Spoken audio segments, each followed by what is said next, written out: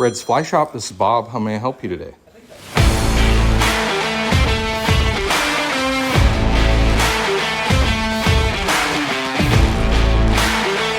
at that.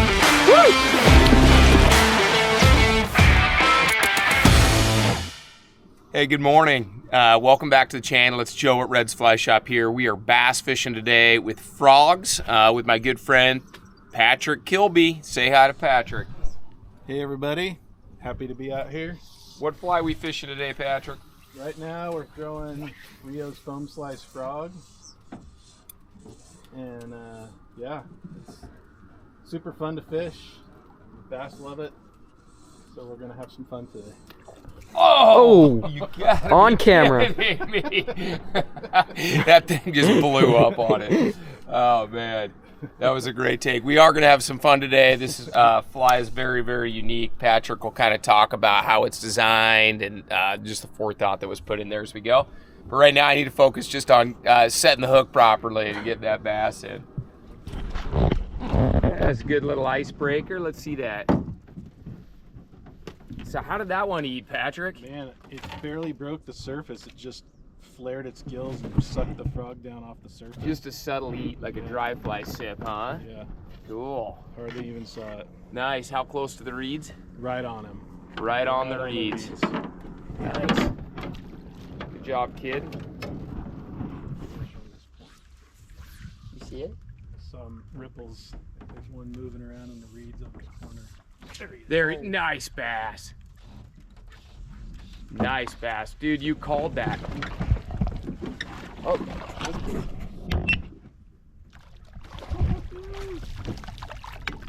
Oh, get in there. Yeah. Nice Good one. job, Jacob.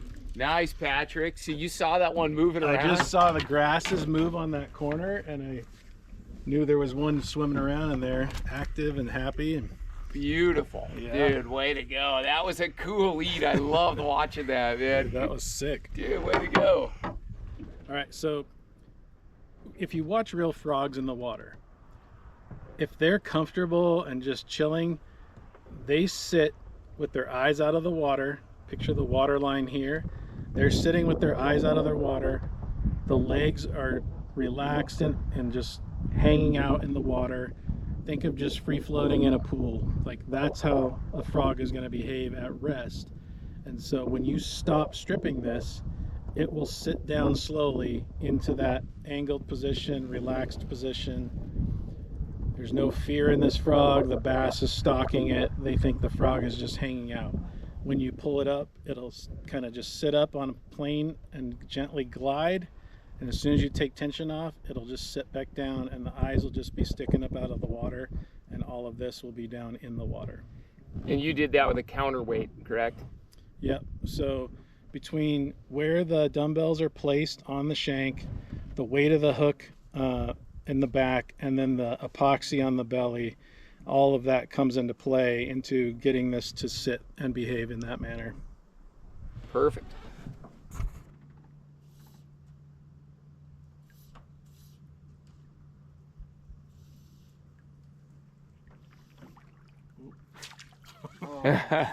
Man, yeah, I just saw you had a hold of that fly. That was great. So I don't know if that'll show up, but that bass ate that frog so soft that it basically just, we could see the bass grab a hold of it. And it was like the fly just kind of disappeared momentarily, and then we could just see the fly like sitting half out of the bass's mouth. The bass was very hard to see. It just took off to the side. That was super cool.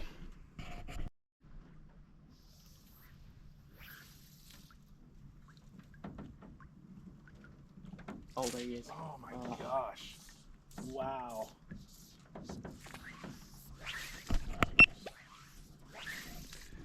Yeah, it was a nice eat right under the tree there. There he is. There he is. Good. Nice. Tree frog. Oh, yeah. That's a tree. Oh. There you go. Missed Quick him. release. You had it, Jake. You were The all pros can catch those ones. Yeah, you were pretty fast. Man, did you guys hear that big fish eat in there? back in here. You guys hear that big splash back there? I didn't hear it. I didn't hear it either. He's crazy.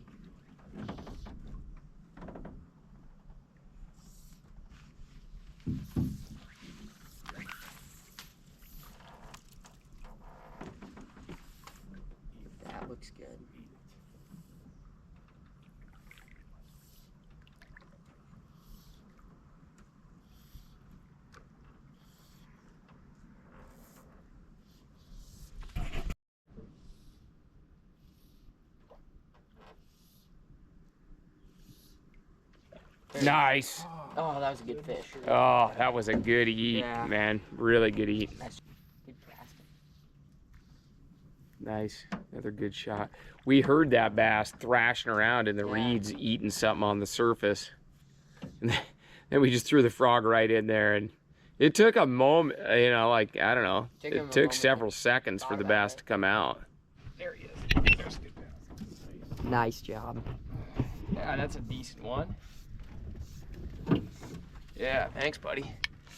Yeah, that fish was a Our double. Patrick just had one. that fish right there, that was cool. That one was a little ways off the bank. I mean, I think that the fish came from the shore, but then when that fly whacks the water, it just like calls him out. There you go. That's on that foam slice. Oh, he was actually just barely hooked. There you go. Nice little bass. Good fun. Good surface heat.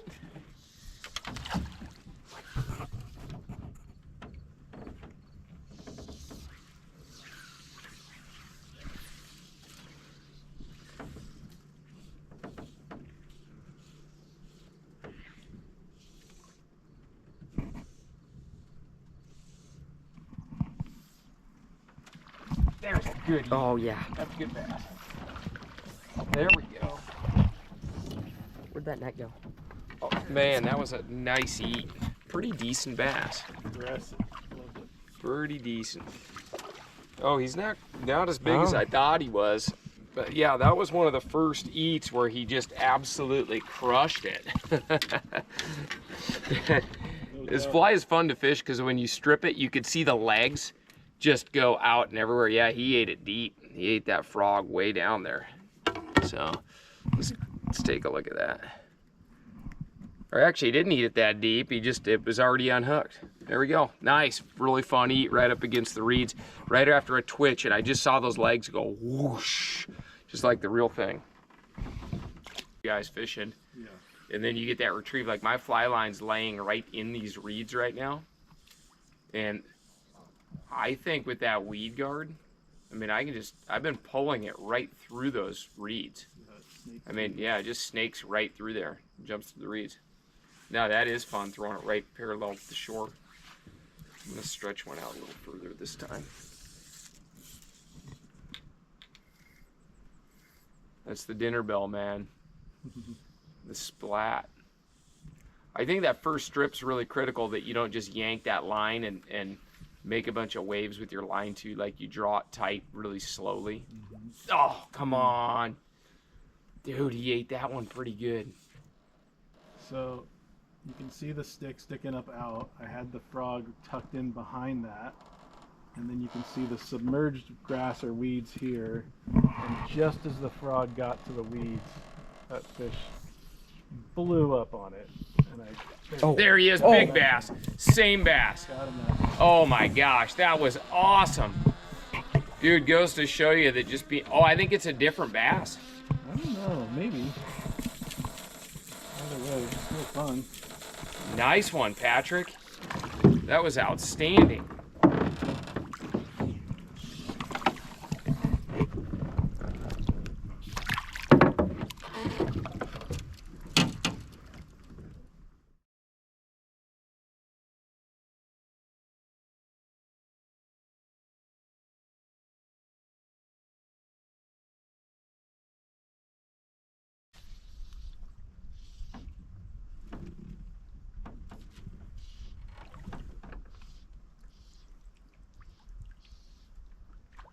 Oh, Rats. dude, that was a nice eat. Fun. Thrash rat. You have another I'm looking grab? over there. Yeah. Dude, I heard a bass thrashing And around. then I heard that, and then I heard one thrash on his, dude. That was I sick. looked over there and missed my eat on this one.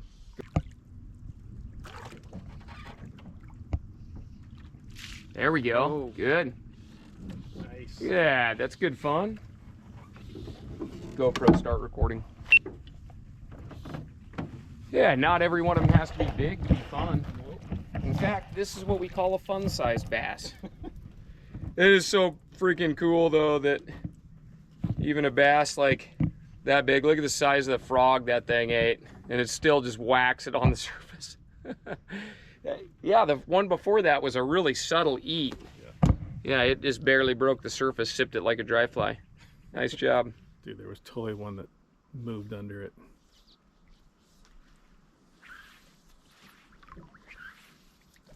It just slid off the back of there. That's the ticket. Oh yeah, That's a good baby. bass. Nice bass. Not yet.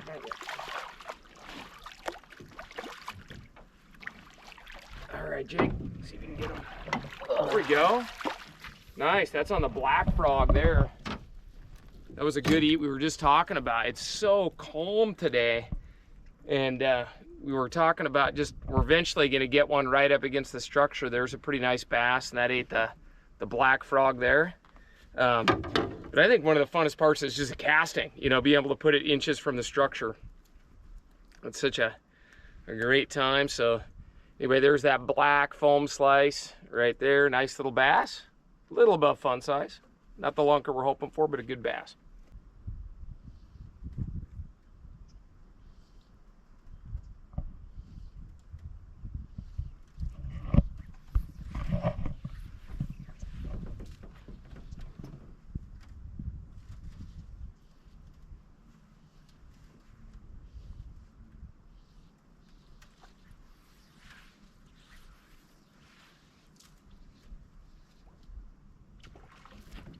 Oh, you got it. Nice. Nice.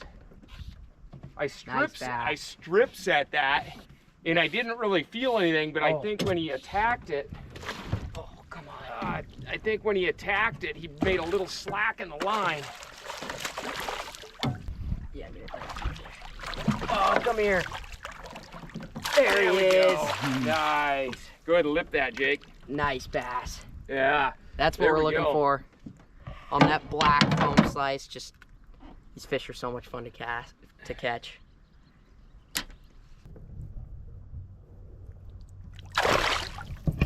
Woo! Perfect. That is too much fun.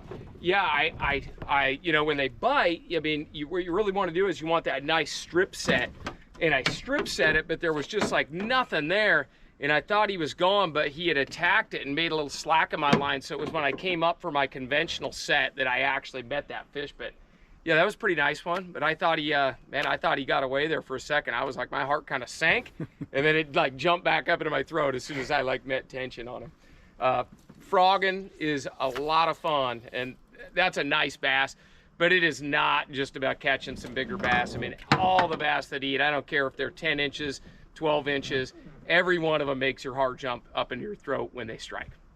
Cast until, like, you know, you can lay it right in the middle of that hole. Don't try for the edge or anything fancy.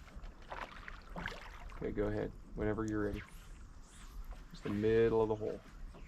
And set the hook hard. Oh, nice one. They were in there. Yep.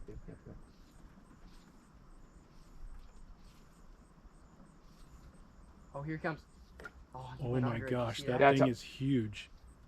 That is a huge fish. Please eat it. Please eat it. GoPro, start recording. Leave it dead still. Leave it dead still. Oh, look at that bass right in front of me. Right in front of me. That's the one that was under it. Oh, there he goes. Oh my Dang it. gosh. Dude, There that was a would've been couple of, oh, look at this horse coming out. Jake, there's another just Should slob I coming cast out of it it. now? Yeah. Put it right in the middle of the channel. Short.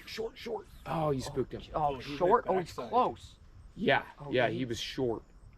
Oh my gosh. There's some Was he toads. bigger than that last one? I think he was. Yeah, that last one was 4 or 5 pounds. Yeah, that one was closer. That was a 5 or 6 pound bass, and it just, we're fishing this cove, and there's gonna be more in there. Oh, there's one right in front of me that just spooked. Oh another one. gosh, did you see that Yeah, one? That's the one that just spooked right there. He came out. Just talking from the about. right. He went back behind. He these came through the reeds. back door. Incredible. They're a little, it's very glassy. They're a little spooky, but man, that one was sizing it up. He came at it real I thought he slow. was gonna smash it. Come on, just give me one bite. There's got to be another one in there. Hiding by the edge. Oh, that was so cool. All right. Hey, my name's Patrick Kilby. I am the category manager of the RIO Flies program. And most people know RIO for their awesome fly line leader and tippet, but we've added flies about 6 years ago, and I am in charge of that program. So one of my passions before, when I was young, I used to bass fish all the time with gear. I never fly fished for them. So now that I've designed flies for several years, I have been able to take what I've learned as a gear angler and start to bring that into the fly world. So one of the things I really wanted was, I watch a lot of people fish the soft body bass frogs in the gear world, and they have the hooks that ride upright so that you can bring it over slop and fish it in heavy cover. And I wanted a fly that did that. This took me a long time to get it right, a lot of trial and error, but the foam slice frog is the result of all that work. So the main things I wanted were always to have it land and fish upright. So it's counterweighted on the bottom. It's on a worm hook. It's like on a Texas rigged worm hook. So it's very bass friendly. It's got the wide gape to help hook these fish. The dual weed guard allows you to fish it rather aggressively, so you can bounce it off the reeds or into the slop and fish it pretty confidently through that stuff. The eyes being positioned up on top of the head give it a lot of realism. That's where the frog's eyes are. And the way this is counterweighted with the hook and the dumbbells is when you stop swimming it, it'll come to rest at about this angle, which is, if you watch a frog rest in the water, that's how they sit. They just spread out their arms and legs and sit really comfortable in the water with their eyes out so they can see what's up. So to get this balance like that took a long time, but it sits correctly in the water. If you were to bring this up over a lily pad in a traditional sense with a hook down and weed guards, you'd hit the lily pad and it would roll your fly over, and then it would enter the water upside down or sideways. But with this being hook up and the weed guards up, if you bring it up over structure, it'll just come and enter the water the way it's supposed to. So you're always fishing it. 3 colors. So we have the chartreuse, we have the olive, which kind of represent northern leopards and southern leopards, and then you have a black one that I designed for low light conditions, but we're out here in bright sun and getting fish to eat it. All of them have the glow powder in the epoxy on the bottom, so if you light it up with a UV light or a flashlight, that'll glow for quite a while, like up to 15 minutes or so. But it's also the right kind of buttery yellow coloration of a real frog, and that's on all 3 colors. So yeah, super fun to fish. I do recommend fishing a shorter leader with it to help turn it over, so like a 6-foot big nasty or something like that is important. But other than that, fish it slow. I like to let it land, I like to let it sit for 7 seconds or so, and then fish it more of as a slider instead of a popper. You don't want to be making a big loud bubble trail with it. It's meant to be fished slow and in strips, so pull it, let it stop and rest, pull it, let it stop and rest. Let's wrap real briefly about gear for bass fishing. Hey, the bottom line is whatever rod and reel you've got with a floating line, if that's what you got to get started, just get started. If you really get into this, you're going to find very quickly that a purpose-built rod for bass fishing is going to give you a more accurate cast and a better experience. If all you have is a 9-foot 5-weight that you normally use for trout, that'll work. Just know that when you're throwing big flies up into the reeds and you're snagging a little bit, that's very, very hard on trout rods. And the fine tips that are on those trout rods, they're made for delicate men's presentations, roll casting, and keeping you hooked up to a fish with a number 16 or 18 little hook on. And you're going to find that an underweighted line is not going to throw very straight with these big wind resistance flies. So whatever you got, you've got. Just go for it. If you've got a 6-weight streamer rod for trout, that'd be a little bit better, but we find a purpose-built rod is going to be better. So if you're into this, you like it, or you've done it, and you want to do more of it more effectively, one really great suggestion that we think is pretty, relatively affordable in the whole scheme of rod and reel outfits is the field kit from Redington in the bass category. And it's a 9'7" weight that's specifically built for bass. It's a tough stick. It's going to handle those reeds, pulling big bass out of cover and structure, and it's going to pitch big flies accurately near the structure where we need to be. It's got a premium level warmish water line on it that is tapered for casting those big flies. And it's got a reel that's, highly functional, going to work great for bass. It's not like we're catching jack crevalle in the salt water. You don't need a drag system that goes for high burn rates and high torque rates. You're going to fight most of the bass right on the reel. So you're putting your money into the rod, the reel, purpose built, good looking color. I really like the bass field kit. That's a great starting point for somebody who really wants to spend more time bass fishing without beating up their trout gear in the process.